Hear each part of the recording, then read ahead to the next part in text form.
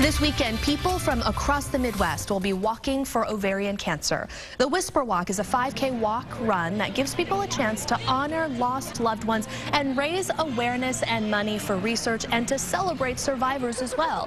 Debbie Myhowski is an ovarian cancer survivor, and Megan Lindberg lost her sister to the disease, and they're both joining me now to talk more about the Whisper Walk. Thank you both so much for being here. Thank you. Thank you. Debbie, let's start with you. You're a survivor now. You've been in remission for 7 years.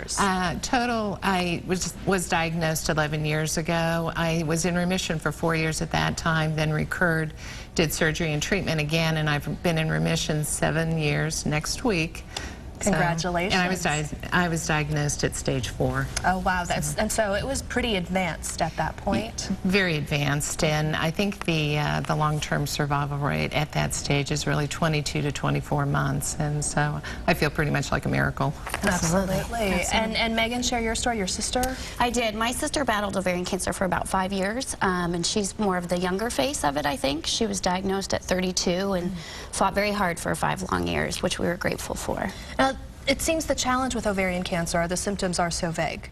And so it's really hard for you and your doctor to really pinpoint what exactly your body may be telling you at that point. That's correct. A lot of the symptoms for ovarian cancer mask symptoms of other diseases like IBS or the irritable bowel syndrome and that. So the symptoms are bloating, abdominal or pelvic pain, frequent urination are the more common ones. Fatigue, extreme fatigue could be one of the symptoms too. And it would be, these things would last for longer than a 2 or 3 week period of time. So. Sure, well, but a lot of what you describe, people may associate with other things. Well, that's...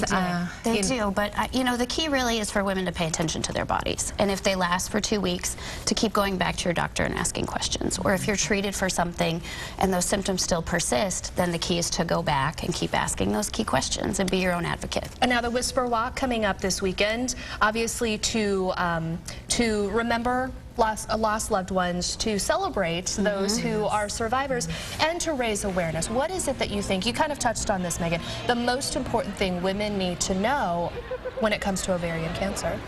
I think they need to know the symptoms, and they need to know their own bodies and pay attention to it.